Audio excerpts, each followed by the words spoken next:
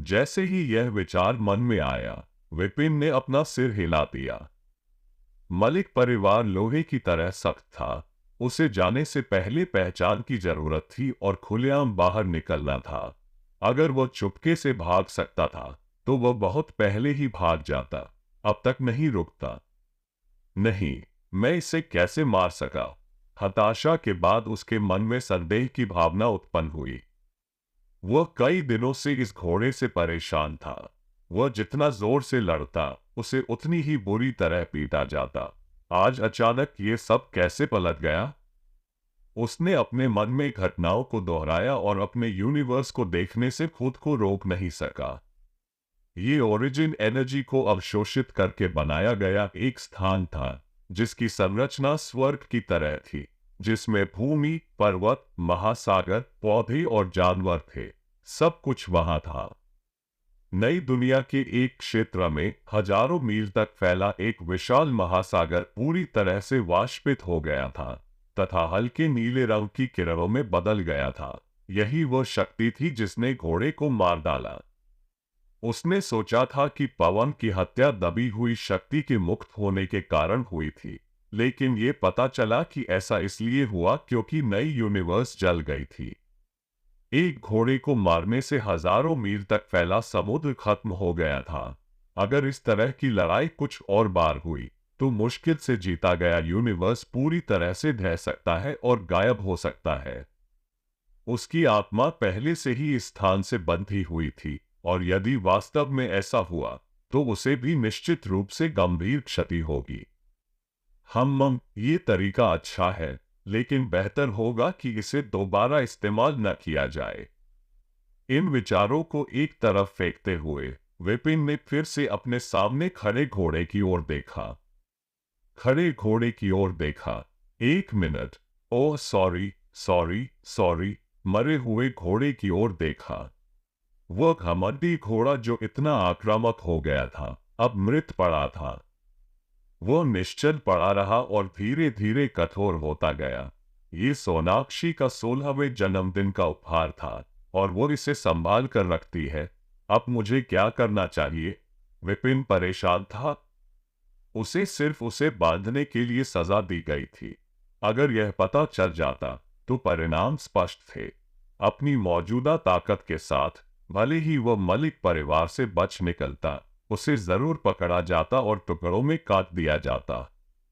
इस दुनिया में प्रवेश करते हुए वह खुद को बलिदान करने के लिए तैयार था, लेकिन एक घोड़े के लिए मरना बहुत बड़ा मजाक था।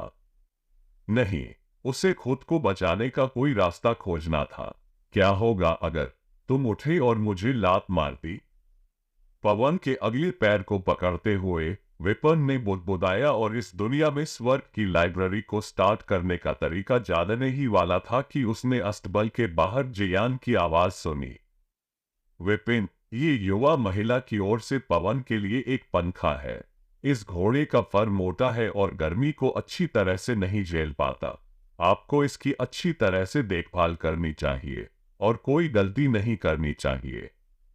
दरवाजा चरमरा कर खुला और जियान के शब्द अचानक रुक गए। उसने अपनी आंखें जोर से रगड़ी और फिर घबरा गया।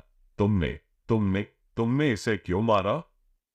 विपिन को उम्मीद नहीं थी कि वह अचानक प्रकट हो जाएगा, इसलिए उसे डेड बॉडी को छिपाने का भी समय नहीं मिला। वह एक पल के लिए चुप रहा और फिर समझाया, क्या मैं कह सकता हूँ, यह एक एक्सीडेंट था। जियान पागल हो गया। क्या फर्क पड़ता है अगर ये दुर्घटना थी? तुम जानते हो कि यह घोड़ा युवती के लिए कितना महत्वपूर्ण है। अगर तुम मर जाओ तो कोई बात नहीं, लेकिन मुझे अपने साथ मत घसीटना। नहीं, मैं तुम्हारे साथ सजा नहीं पा सकता। रुको, अगर मैं इसकी रिपोर्ट करता हूँ तो शायद मैं सजा से बच सकता हूँ। 2 कदम पीछे हटकर जियान मुड़ा और बाहर की ओर भागा और एक पल में गायब हो गया। विपिन को उम्मीद नहीं थी कि वह इतनी तेजी से भागेगा। उसके पास उसे रोकने का समय भी नहीं था और वह खुद को असहाय महसूस कर रहा था। अगर उसे नहीं पकड़ा जाता तो उसे लाश से निपटने का मौका मिल जाता। अगर वह भाग नहीं पाता तो भी कम से कम कुछ घंटे तो मिल ही जाते ताकि वह कोई योजना बना सके। अब उसके पास कोई रास्ता नहीं था। क्या वह मौत का इंतजार करने वाला था, या कुछ समय के लिए कुछ शक्ति प्राप्त करने के लिए नई दुनिया को जला देना और मलिक परिवार से बाहर निकलने के लिए संघर्ष करना? ये तो बताने की जरूरत ही नहीं कि नई दुनिया उसे कितनी ताकत दे सकती है। लेकिन अगर यह जल गई तो अंदर के सभी प्राणी मर जाएंगे। यदि ऐसा हुआ तो उनका जोखिम भरा यहाँ एंट्री प्रॉब्लम का सल्यूशन नहीं करेगा, बल्कि खुद को मार डालने का एक तरीका होगा। मुझे क्या करना चाहिए? रुको, पवन मर चुका है। इसका मतलब है कि यह एक वस्तु है। अगर यह एक वस्तु है तो इसमें चेतना जगाई जा सकती है। निराशा की स्थिति में उसके मन में एक विचार आया। चेतना जगाने वाली तकनीक मास्टर तीजा कॉन्टिनेंट पर चैतन्य की विशेषता थी। जैसा कि नाम से पता चलता है, ये किसी भी वस्तु की चेतना को जागृत कर सकता है, उसे जीवन दे सकता है और उसे आदेशों का पालन करवा सकता है। उस समय रोमा ने मास्टर टीचर हॉल की सभी इमारतों की आत्माओं को लड़ने के लिए जगा दिया था। हालांकि ओरिजिन एनर्जी ने विपिन की शक्ति को सील कर दिया था, इसलिए आत्मा को जगाने के लिए उसे अपने यूनिवर्स को जलाना जारी रखना पड़ सकता है। ये जानते हुए कि यह सबसे कम नुकसानदेह विकल्प था, विपिन ने बिना किसी हिचकिचाहट के पवन के पास जाकर अपनी उंगली उठाई और घोड़े के माथे की ओर इशारा किया। डन। उनकी नई दुनिया में 1 लाख मील से अधिक लंबी पर्वत श्रृंखला तुरंत टूटकर नीली रोशनी की किरणों में बदल गई। कालिया, मैंने देखा कि जैसे ही मैं अंदर गया, विपिन ने पवन को मारा और फिर पवन जमीन पर गिर गया, सांस नहीं ले रहा था। विपिन ने अभी पवन के माथे पर अपनी उंगली रखी ही थी कि जियान का स्पष्टीकरण आंगन में गूंज उठा। उसके बाद जल्दबाजी में कदमों की आवाज आई। बैंग! दरवाजा जोर से खोला गया और कालिया घबराया हुआ सा सबसे पहले अंदर घुसा। जाहिर है, जियान की रिपोर्ट ने उसे पागल कर दिया था। अस्तबल का दृश्य तुरंत सामने आ गया। विपिन जमीन पर बैठा हुआ घोड़े के सिर को सहला रहा था, जबकि घोड़ा निश्चल पड़ा था। ऐसा लग रहा था कि वह सचमुच मरा हुआ है। कालिया का शरीर बेकाबू होकर कांप उठा। विपिन, तुमने सुशांत को मारने की हिम्मत की। तुम मौत को दावत दे रहे हो? मारना?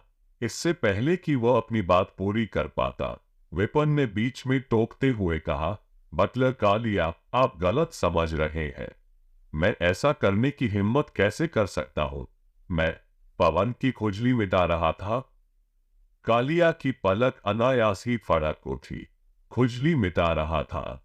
मैं 2 चप्पल उठाकर मारूं और ओलू भूत भगा रहा था तो क्या ये चलेगा? क्या तुम सोचते हो कि मैं अंधा हूं?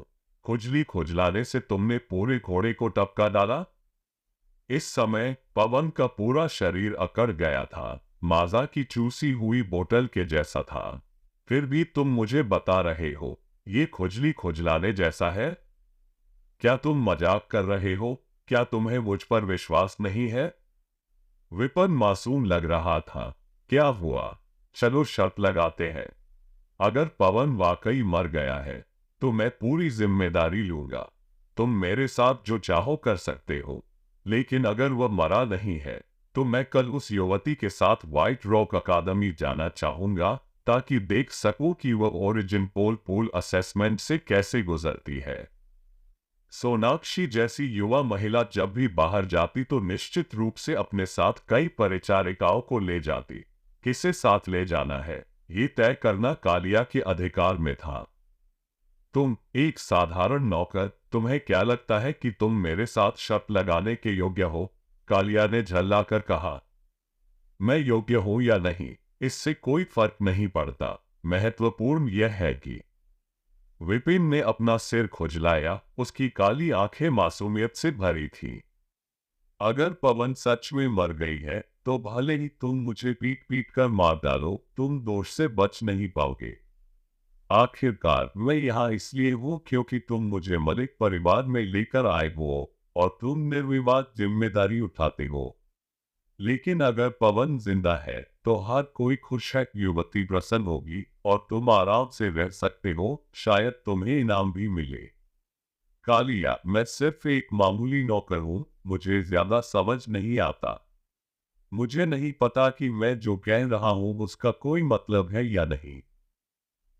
कालिया एक पल के लिए स्तब्ध रह गया और फिर से अपने सामने खड़े युवक की ओर देखने लगा। उसकी आंखें अनायास ही सिकुड़ गईं। ऐसा नहीं था कि कालिया आवारा लोगों को नीची नजर से देखते थे। आवारा कहे जाने वाले ज्यादातर लोग अपराधी, भिखारी या बेघर थे। उनके पास न तो कोई शक्ति थी, न ही कोई शिक्षा, न ही कोई कौशल। एक बड़ी हवेली में प्रवेश करना और नौकर बनना उनके लिए आपदा नहीं बल्कि एक आशीर्वाद था। उसने सोचा था कि उसके सामने खड़ा यह मूर्ख भी ऐसा ही है। घोड़े को संभालना उसके लिए बहुत बड़ी योग्यता थी। अप्रत्याशित रूप से उसने तर्क और तर्क के साथ ये शब्द कहे। अगर पवन सच में मर गया होता तो उसे लाने वाले प्रबंधक के रूप में वह निश्चित रूप से अपरिहार्य जिम्मेदारी वहन करता और निश्चित रूप से फंस जाता। अगर उसने युवती का विश्वास खो दिया तो जिन नौकरों को उसने पहले धमकाया था वे बदला लेने का अवसर पा सकते थे और नुकसान उससे कहीं ज्यादा होगा जिसे वह बर्दाश्त नहीं कर सकता। कालिया ने विपिन पर एक ठंडी नजर डाली, अपनी आंखें सिकोड़ ली और फिर पवन के पास पहुंचकर उसे छूने के लिए हाथ बढ़ाया। उसने जो महसूस किया उससे उसका दिल बैठ गया। वो लगभग खड़ा नहीं हो पा रहा था। घोड़ा न केवल अकड़ा हुआ था बल्कि ठंडा भी था। और आप कहते हैं कि यह जीवित है? क्या तुम मजाक कर रहे हो? अपना मुंह हिलाते हुए उसने पास ही खड़े असबल के आदमी की ओर देखा, जिसने उसकी ओर देखा और कहा, क्या तुमने अपना मन बना लिया है कालिया? मैं तो बस एक आवारा हूँ, लेकिन तुम अलग हो। तुम मलिक परिवार के बटला हो। अगर कुछ ऐसा होता है क्योंकि तुमने शर्त लगाने की हिम्मत नहीं की तो यह इसके लायक नहीं होगा। इस तरह की सीधी धमकी से कालिया पागल हो गया, लेकिन वह जानता था कि युवक सही कह रहा था। उसने तुरंत सिर हिलाया। ठीक है, मैं शर्त लगाता हूँ। अगर तुम पवन को वापस जीवित कर सकते हो तो मैं तुम्हें व्हाइट रॉक एकेडमी ले जाऊंगा। अगर तुम ऐसा नहीं कर सकते, भले ही युवती ऐसा करने का आदेश न दे, मैं तुम्हारे टुकड़े टुकड़े कर दूंगा। विपिन ने पवन के माथे को थपथपाते हुए चिल्लाया, सोना बंद करो, जल्दी उठो। जियान का मुंह फड़क उठा। घोड़ा पहले से ही अकड़ चुका है और तुम अभी भी दिखावा कर रहे हो। उन्होंने इतने आत्मविश्वास से कहा था कि उन्हें लगा कि इसमें कोई तरीका है। ऐसे ही मैं भी ऐसा कर सकता हूँ। इससे पहले कि वह बोलना समाप्त कर पाता, पवन ने अचानक अपनी आंखें खोली, उछला, सूंघा, अपना सिर हिलाया और अपनी पूंछ को पूरी ताकत से हिलाया, बिना किसी कठोरता का संकेत दिए। ये कैसे संभव है? कालिया पूरी तरह से अचंभित था। अगर उसने घोड़े को मरा हुआ देखा होता तो भी उसे शक हो सकता था, लेकिन उसने खुद उसे छुआ था और उसकी धड़कन और नाड़ी चली गई थी। फिर भी विपिन के एक शब्द से ही वह उछल पड़ा। आखिर क्या हुआ था? जियान भी उतना ही स्तब्ध था। ठीक है, मैं ऐसा नहीं कर सकता। तुमने ये कैसे किया? वह पूछे बिना न रह सका। विपिन मुस्कुराया और उसने जो स्पष्टीकरण तैयार किया था उसे बताया। पवन शुरू से ही ठीक था। यह मुझे अच्छी तरह से जानता है और मेरे साथ खेल रहा था। चेतना जगाने वाली तकनीक का उल्लेख न करना ही बेहतर था, क्योंकि उन्हें यकीन नहीं था कि यह इस दुनिया में मौजूद है या नहीं। जियान ने तर्क दिया, सवारी करने से पहले युवती को भी उसे मनाना पड़ता है। वह आपकी बात कैसे सुन सकता है और आपके साथ खेल सकता है? इससे पहले कि वह अपनी बात पूरी कर पाता, उसने देखा कि पवन, जो अभी अभी खड़ा हुआ था, अपने भूरे सिर से विपिन के पैर को सहला रहा था और एक कुत्ता की तरह व्यवहार कर रहा था। उसने इस घोड़े को पहले भी खिलाया था और यह हमेशा उसका खाना छीन लेता था और लोगों को बेतरतीब ढंग से लात मारता था। इसे बर्दाश्त न कर पाने के कारण उसने इसे इस विपिन को सौंप दिया। तुम्हारे साथ खेल रहा था? कालिया ने पूछा। विपिन के चेहरे पर एक बार फिर सरलता और ईमानदारी दिखी। हाँ, ये लड़का बहुत आज्ञाकारी है। बस इसके माथे पर हाथ फेरो और तुम दोस्त बन जाओगे।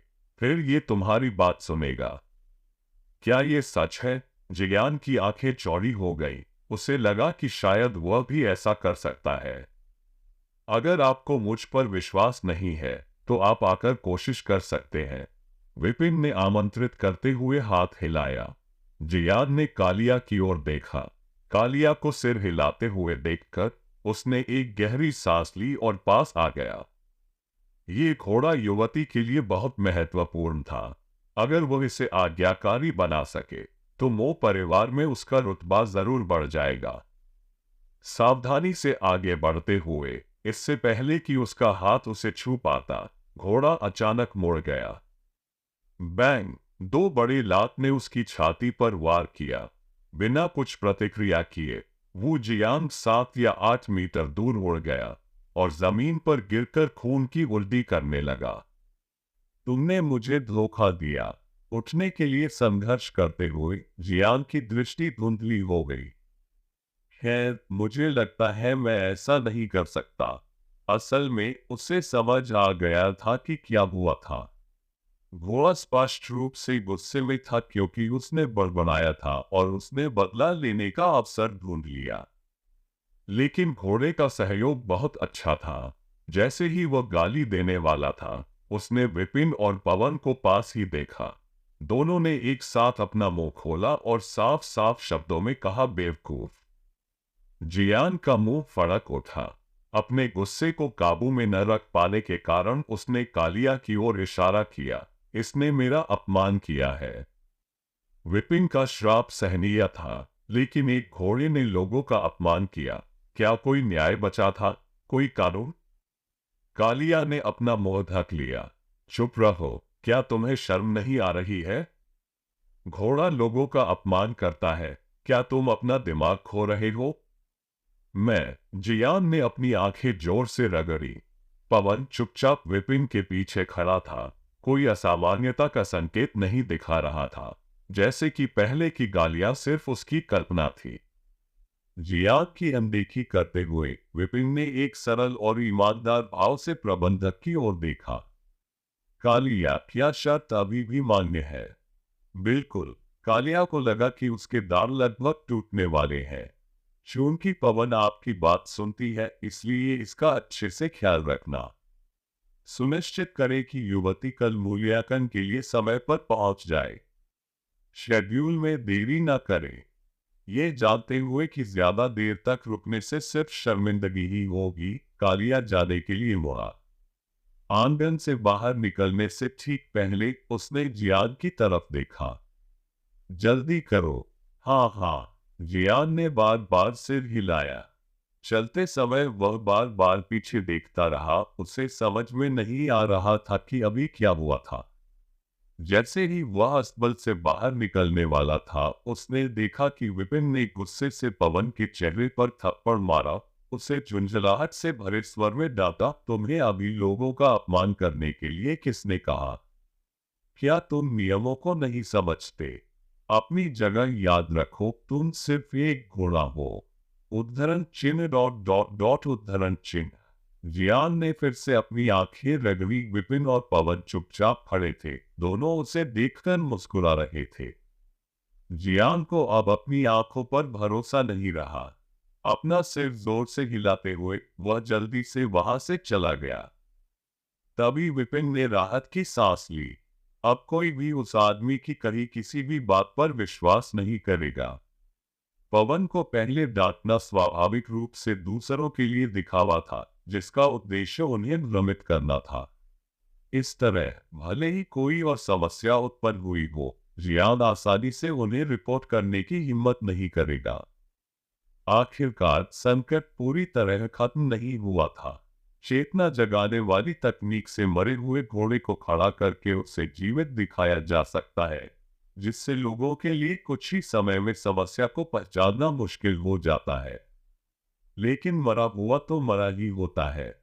चिलचिलाती गर्मी में ये कल तक नहीं टिकता, इससे पहले कि यह सड़ना शुरू हो जाए। यदि उसमें से बदबू आने लगे तो सबसे मूर्ख व्यक्ति भी जान जाएगा कि कोई समस्या है और उसे छिपाना असंभव होगा। जब विपिन इस बात पर चिंतित था कि वर्तमान स्थिति को कैसे हल किया जाए, तो उसके पेट में जोर से गड़गड़ाहट हुई। कई दिनों तक इस घोड़े द्वारा भोजन से वंचित रहने और इतनी मेहनत के बाद वह भूख से तड़प रहा था। उसका पेट उसकी पीठ से चिपक गया था। इसे सड़ने देने की बजाय क्यों ना पहले थोड़ा खा लिया जाए। घोड़ा पहले ही मर चुका था। उसके सड़ने का इंतजार करने के बजाय उसे दावत देना बेहतर होगा। लेकिन अगर वह इसे सीधे खा लेता और युवती कल इसे चलाना चाहती, तो यह आसानी से पता चल जाता कि उसका एक पैर या कान गायब है। अगर वह खाना नहीं खाएगा तो वह भूखा ही रहेगा। ब्रह्मांड के शासक के रूप में भूख से मरना और भी अपमानजनक होगा। शायद अगर मैं कुछ अन्न खा लूं तो ये ध्यान देने योग्य नहीं होगा। जल्द ही विपिन के दिमाग में एक विचार आया। वह रसोई में गया, एक तेज चाकू निकाला और उसे सुशांत की ओर फेंक दिया। अधीरता से अपना हाथ हिलाते हुए, अपना दिल, फेफड़े, जिगर, तिल्ली और गुर्दे खुद ही काट लो और उन्हें मेरे लिए भून लो। मैं इतना दयालु हूं कि ऐसा नहीं कर सकता। क्या आपको लगता है कि आपने जो कहा वह सही है? आलस से पैर पसारते हुए विपिन कमरे से बाहर चला गया। कल रात पवन के अंतरियों का काम तमाम करने के बाद आराम करने के बजाय उसने नई दुनिया और ओरिजिन एनर्जी के बीच संबंधों का सावधानी पूर्वक अध्ययन किया। स्रोत ऊर्जा नई दुनिया के निर्माण की नींव है। ये 3D प्रिंटर में स्याही की तरह है, जो सब कुछ संयोजित करने, दुनिया को विकसित करने, अंतहीन परिवर्तन करने और असीमित शक्ति का उपयोग करने में सक्षम है। कोई आश्चर्य नहीं कि प्रत्युषा के पापा जैसे को भी इस दुनिया के एक ही हाथ के आक्रमण से कुचल दिया गया। लिटिल चिक को भी बुरी तरह से पीटने के बाद पुनर्जन्म मिला, बिना ये जाने कि किसने हमला किया। एक बार जब कोई वास्तव में सभी चीजों के स्रोत पर महारत हासिल कर लेता है और उसे परिष्कृत कर लेता है, तो यह वास्तव में मास्टर टीचर कॉन्टिनेंट जैसी छोटी दुनिया पर धरती को हिला देने वाली शक्ति रखता है। इसलिए कालिया के साथ शर्त लगाना और सोनाक्षी का व्हाइट रॉक एकेडमी में पीछा करना मामूली बातें थी। असली उद्देश्य लेवल्स की तकनीक प्राप्त करने, अपने रेस्ट्रिक्शंस को दूर करने और अपने द्वारा बनाए गए स्वर्ग की लाइब्रेरी को इस ओरिजिन वर्ल्ड के स्वर्ग से जोड़ने का अवसर खोजना था, जिससे उसके पावर अप में तेजी आए। बेशक एक और लक्ष्य ओरिजिन वर्ल्ड के निवासी का दर्जा हासिल करना था, अन्यथा हमेशा आवारा रहने से सब कुछ असुविधाजनक हो जाएगा। अस्तबल में पहुंचकर उसने अपनी उंगलियां चटकाईं। जमीन पर पड़ा हुआ अकड़ता हुआ पवन अचानक उछल पड़ा। उसकी पूंछ जोर से हिल रही थी, जिससे जमीन पर गिरे हुए पत्ते हिल रहे थे। उसका चेहरा तमतमा उठा और विपिन अपनी भौहें सिकोड़ने से खुद को नहीं रोक सका। ये बदबूदार है। शरद ऋतु की गर्मी वास्तव में भयानक है। इधर उधर देखते हुए वह एक और इशारा किए बिना न रह सका और धीरे से निर्देश दिया, वहां जाकर लुढ़क जाओ। सामान्य अस्तबल बहुत बड़े नहीं होते, लेकिन सोनाक्षी ने पवन के लिए बेहतर रहने के माहौल के लिए विशेष रूप से घास का मैदान बनाया था। फूलों से भरा ये क्षेत्र 4 से 5 मीटर वर्ग का था, जिससे हल्की खुशबू आ रही थी। आदेश सुनकर घोड़ा दौड़कर आया, जमीन पर लौटने लगा और घास, मिट्टी और फूलों की खुशबू से गंध काफी हद तक छिप गई। हालांकि अभी भी स्थिति थोड़ी खराब थी, लेकिन अब यह उतनी अप्रिय नहीं थी। राहत की सांस लेते हुए विपिन ने घोड़े के कोट को ध्यान से संवार दिया, जिससे वह जीवत और सजीव दिखाई देने लगा। जैसे ही उसने अपना काम पूरा किया, उसने यार्ड के बाहर तेज कदमों की आवाज सुनी। सोनाक्षी, कालिया और जियान अंदर आए। न केवल वे तीनों, बल्कि एक गोल चेहरे वाली लड़की भी थी, जिसने सफेद फूलों वाली पोशाक पहन रखी थी और उसकी कमर में तांबे की घंटियों की एक छोटी सी माला बंधी थी जो उसके चलने पर झंझनाती थी। सोनाक्षी, तुमने वादा किया था, आज मैं इस खालिस घोड़े पर सवारी करूंगा और तुम मेरी गाड़ी ले लो, पीछे मत हटना। पास आने से पहले लड़की चिल्लाई। सोनाक्षी ने सिर हिलाया। हाँ, लेकिन पवन घमंडी और अलग थलग है, अजनबियों से थोड़ा सावधान रहता है। अगर ये तुम्हें परेशान करता है तो मैं जिम्मेदार नहीं होंगी। इसे निकाल दे। छोटी सी लड़की आगे बढ़ी, उसके शरीर पर घंटियां बज रही थी। क्या तुम्हें लगता है कि मैं, राशि, आसानी से डर जाती हूँ? मैंने एक ओरिजिन को खोला है और एक ओरिजिन वॉरियर के रूप में साधना कर सकती हूँ। मुझे घोड़े से क्यों डरना चाहिए?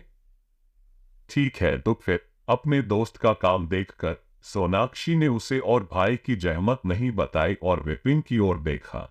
जाओ और पवन को बुलाओ। विपिन ने लगाम असली और घोड़ों को लड़कियों दोनों के पास ले लिया। ये तो फेल ही है कि सोनाक्षी और राशि दोनों ही सुंदर थी। दोनों का अपना अपना आकर्षण था। एक गुलदाउदी की तरह शांत, दूसरी गौरैया की तरह जीवंत, दोनों अलग अलग प्रभाव वाली थी। हे, मुझे पता था कि तुम्हारे लिए सबसे अच्छी बात है, जरा। राजसी पवन को देखकर, जो उसकी गाड़ी से कहीं अधिक प्रभावशाली थी, राशि हंस पैड और घोड़ों के सिर को पकड़ने से खुद को रोकना नहीं सकी। सावधान! सोनाक्षी चौंक गई और जल्दी से चिल्लाई। ये घोड़ा हर तरह से अच्छा था, शिवाय अपने उग्र स्वभाव के। जब उनके पिता ने पहली बार उन्हें ये घोड़ा दिया तो उन्होंने उन्हें सहलाने की कोशिश की और एक लात से लगभग बेहोश हो गए।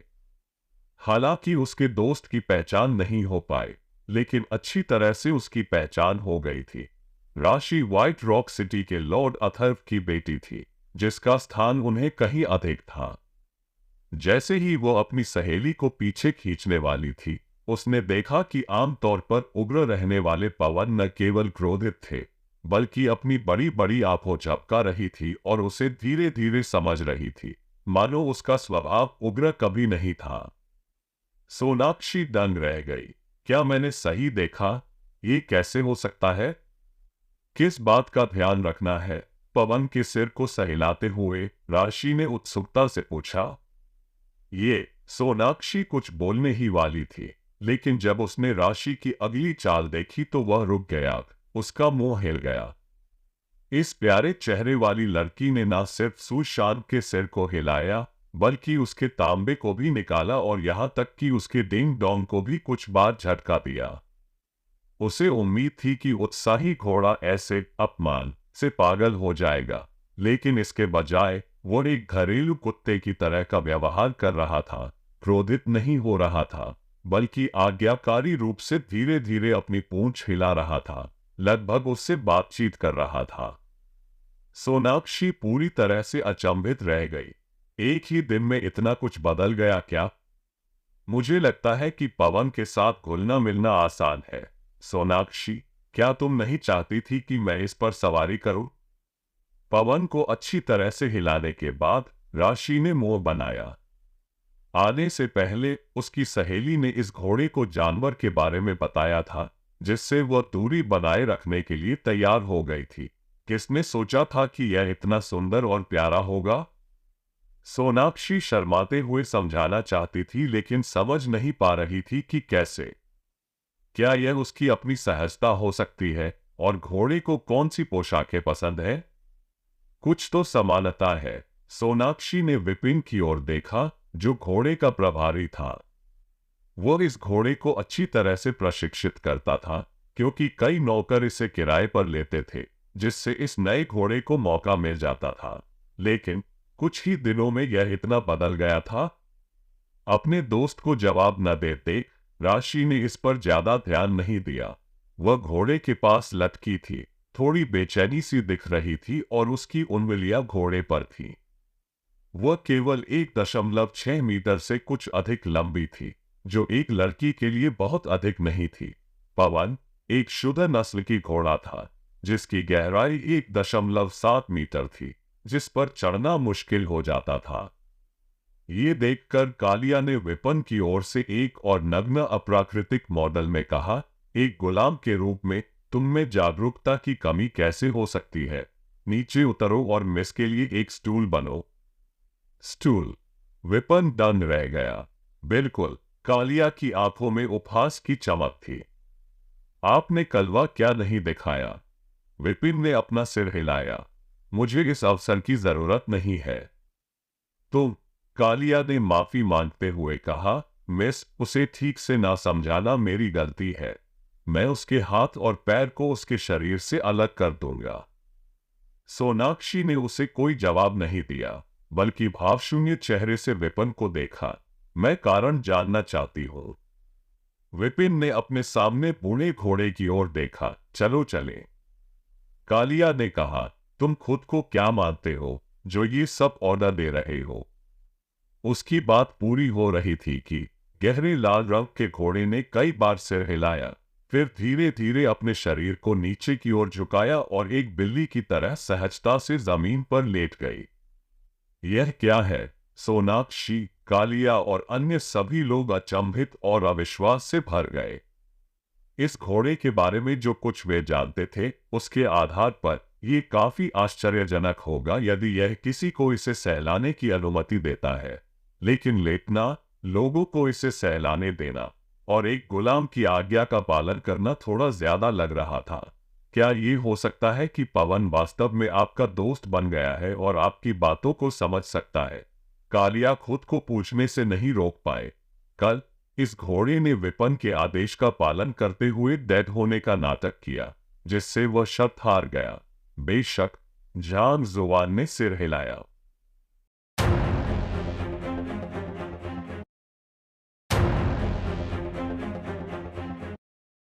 इस घोड़े के बारे में वे जो जानते थे, उसके आधार पर ये काफी आश्चर्यजनक होगा यदि यह किसी को इसे पालतू बनाने की अनुमति देता है। लेकिन लेट जाना, लोगों को इसकी सवारी करने देना और दूल्हे की आज्ञा का पालन करना थोड़ा ज्यादा लग रहा था। क्या ऐसा हो सकता है कि पवन वास्तव में आपके साथ दोस्त बन गए हैं और आपके शब्दों को समझ सकते हैं? बटलर कालिया मदद नहीं कर सकता था, लेकिन पूछ सकता था। कल इस घोड़े ने विपिन के आदेश के बाद मृत खेला, जिससे वो शर्त हार गया। बेशक, विपिन ने सिर हिलाया। क्या चल रहा है? सोनाक्षी ने पूछा। ठीक है। कालिया ने कल की घटनाओं को जल्दी से याद किया, विपिन के साथ पवन के सहयोग का उल्लेख करते हुए, लेकिन शर्त को छोड़ दिया। पवन ने न केवल विरोध किया, बल्कि हर आज्ञा का पालन भी किया। हैरान, सोनाक्षी ने अपनी आंखों में संदेह के संकेत के साथ विपिन को देखा। क्या आपके पास बीस्ट टैमिंग कौशल है? इस दुनिया में वास्तव में बीस्ट टैमिंग का कौशल है, लेकिन इसके लिए भाग्य को जानना, भाग्य को पहचानना और अंततः विभिन्न अलौकिक क्षमताओं को प्रदर्शित करने से पहले भाग्य की स्थापना करना आवश्यक है। ऐसे व्यक्ति अत्यंत दुर्लभ और शक्तिशाली होते हैं, न कि केवल कोई गुलाम। उसके विचारों से अनजान, विपिन ने अपना सिर खुजलाया और ईमानदारी से जवाब दिया, मुझे नहीं पता कि यह कैसे काम करता है। इन ओरिजिन बीस्ट को मेरे करीब महसूस करना मेरे लिए बहुत आसान लगता है। यदि स्वर्ग की लाइब्रेरी चालू होता, तो वह बीस्ट टैमिंग में उत्कृष्टता प्राप्त करने के लिए स्वर्ग की एनर्जी का उपयोग कर सकता था, लेकिन अभी के लिए इसका बीस्ट टैमिंग से कोई लेना देना नहीं था। अगर वह वास्तव में कुशल होते, तो उन्हें पिछले कुछ दिनों में पांडा जैसे आंखों वाला आदमी नहीं बना दिया जाता। बेशक, वह इन बातों को जोर से नहीं कह सकता था, अन्यथा न केवल वह व्हाइट रॉक अकेडमी में जाने का मौका खो देगा, बल्कि उसे एक राक्षस के रूप में भी देखा जा सकता है और मार दिया जा सकता है। इसलिए उन्हें अपनी धारणाओं के साथ जाना पड़ा। सोनाक्षी को अचंभित कर दिया गया। बहुत सरल। क्या वास्तव में कोई स्वाभाविक रूप से इस क्षमता के साथ उपहार में है? मैंने ऐसी बात कभी नहीं सुनी। कौन परवाह करता है अगर आपने इसके बारे में सुना है या नहीं? क्या ऐसी क्षमता होना अच्छी बात नहीं है? राशि उत्साहित होकर कूद गई। उसकी घंटियां बज रही थी। मेरे पिता ने सिर्फ एक कनबैक ईगल पर कब्जा कर लिया। लगभग आधा महीना हो गया है और हमने अभी भी इसे वश में नहीं किया है। आप उस जिद्दी पक्षी को टेम करने के लिए ये गुलाम उधार दे सकते हैं। ठीक है। विपिन ने सोनाक्षी की ओर देखा। एक गुलाम के रूप में विपिन ऑर्डर नहीं टाल सकता था। शब्द को समझते हुए सोनाक्षी ने सिर हिलाया। यदि आप ऐसा कर सकते हैं तो राशि की मदद करना ठीक होगा। दोस्ती के अलावा मेयर के परिवार की सहायता करने से मलिक परिवार को बहुत लाभ होगा। विपिन ने अपनी मुट्ठी बांध ली। हाँ मिस, चूंकि नई दुनिया को जलाने से उसे चेतना जगाने वाली तकनीक का उपयोग करने की अनुमति मिली, इसलिए उसकी बीस्ट टैमिंग मेथड भी उपयोग करने योग्य होनी चाहिए। अगर वह मना नहीं कर सकता तो वह इसका फायदा भी उठा सकता है। बेशक उसे पहले लाभ सुरक्षित करना था। समय निकल रहा है। यदि हम जल्दी नहीं करते हैं तो हम ओरिजिन पोल असेसमेंट को मिस कर सकते हैं। सोनाक्षी, सोचना बंद करो और घोड़े पर चढ़ो। सूरज को देखते हुए राशि ने आग्रह किया। राशि ने सिर हिलाया और घोड़े पर चढ़ गई। पवन खड़ा हुआ और यार्ड से बाहर चला गया। इस घोड़े के काफी बदले हुए व्यवहार को देखकर सोनाक्षी ने बारीकी से पीछा किया। कुछ कदमों के बाद वो विपिन की ओर मुड़ी। आप भी हमारा अनुसरण करें। हाँ, विपिन ने राहत की सांस ली। पहला कदम पूरा हुआ। हालांकि बटलर कालिया ने कहा था कि वह उसे साथ ले जाएगा, सोनाक्षी को व्यक्तिगत रूप से आमंत्रित करना बहुत बेहतर था। निवास के बाहर एक शानदार गाड़ी था, पूरी तरह से ठोस लकड़ी से बना। ये बहुत मजबूत था और विभिन्न सजावटों से सुशोभित था जो हवा में झूलते थे। यह निस्संदेह राशि का था। पवन की पीठ पर सीधे बैठे राशि ने सोनाक्षी की ओर रुख किया। आप मेरी गाड़ी ले जा सकते हैं। सोनाक्षी ने सिर हिलाया और गाड़ी के पास रुक गई। विपिन ने बटलर कालिया पर मुस्कुराते हुए कहा, बटलर, क्या आप घुटने टेकेंगे और यंग मिस के लिए स्टूल के रूप में काम करेंगे? घोड़ों के लिए बढ़ते ब्लॉक के समान गाड़ी पर चढ़ने के लिए एक गाड़ी के कदम का उपयोग किया जाता है। कालिया के पहले उसे अपमानित करने के प्रयास को देखते हुए वह जवाबी कार्रवाई करने का मौका नहीं चुकेगा। उनके इरादे को समझते हुए बटलर कालिया का चेहरा खट्टा हो गया। मलिक परिवार के मेन बटलर के रूप में सभी के सामने घुटने टेकना उसकी गरिमा को बर्बाद कर देगा। जैसे ही वह झिझक रहा था, विपिन की आवाज फिर से सुनाई दी। आपने कहा कि मिस के लिए आप पर कदम रखना एक सम्मान की बात थी। अब जब युवती को गाड़ी पर चढ़ने की जरूरत है तो संकोच क्यों करें? तुम बेशक, मैं स्टूल बनूंगा। मैं अभी तक नहीं बना था। आगे की शर्मिंदगी के डर से कालिया ने अपने गुस्से को दबा दिया, वाहन पर कदम रखा और घुटने टेक दिए। सोनाक्षी मनमुटाव में बिना गाड़ी में प्रवेश करने के लिए कालिया पर कदम रखने से पहले एक बार फिर विपिन पर नजर रखी। तुम काफी स्मार्ट हो। दोनों के बीच तनाव को देखकर राशि विपिन को देखकर मुस्कुराए। आओ और मेरे लिए घोड़े का नेतृत्व करो। मुझे डर है कि अगर यह चौंका तो मैं नियंत्रण खो दूंगा। हाँ, विपिन ने आगे कदम रखा। उसने पहले ही इस घोड़े को वश में कर लिया था। उसके चौंक जाने की लगभग शून्य संभावना थी, लेकिन वह उसके इरादे को समझ गया। प्रभावशाली घोड़ागाड़ी ने रास्ते का नेतृत्व किया, जिसमें राशि की घंटियां झंझनाती रही थीं, जो कई गजलों को आकर्षित करती थी। लगभग आधे घंटे तक चलने के बाद एक विशाल इमारत दिखाई दी। ऊंची बाहरी दीवारें हरे भरे हरियाली को अंदर नहीं छिपा सकती थी। प्रवेश द्वार के ऊपर बोर्ड 3 बड़े वर्ड्स के साथ चमकती है, व्हाइट रॉक अकेडमी। एक भीड़ पहले से ही बाहर इकट्ठा हो गई थी। ज्यादातर बच्चे 16 या 17 के आसपास थे। राशि, तुम यहां हो? घंटियां सुनकर एक युवक पास आया। लगभग 20 साल की उम्र में एक ग्रे नीले रंग की पोशाक पहने हुए उसका चेहरा थोड़ा राशि जैसा दिखता था। भाई, राशि उत्साह से लहराए। ये ऋषिकेश था, शहर के स्वामी का सबसे बड़ा बेटा और राशि का भाई था। क्या मैंने आपके लिए गाड़ी की व्यवस्था नहीं की? आप घोड़े पर क्यों हैं? ऋषिकेश ने भ्रम में पूछा। यह एक थॉरोब्रेड है। अधिकांश लोगों को एक सवारी करने का मौका भी नहीं मिलता है। राशि ने थपथपाया, ये देखकर कि उसके भाई ने घोड़े की नस्ल को नहीं पहचाना। एक थॉरोब्रेड। ऋषिकेश ने घोड़े की जांच की। वास्तव में इसमें एक शानदार निर्माण था, जिसमें शाहबलूत लाल फर और एक राजसी उपस्थिति थी, जिससे ये प्रभावशाली दिखता था। जैसे ही वह बोलने वाला था, उसकी नजर किसी ऐसी चीज पर पड़ी जिससे वह जम गया। मक्खियां।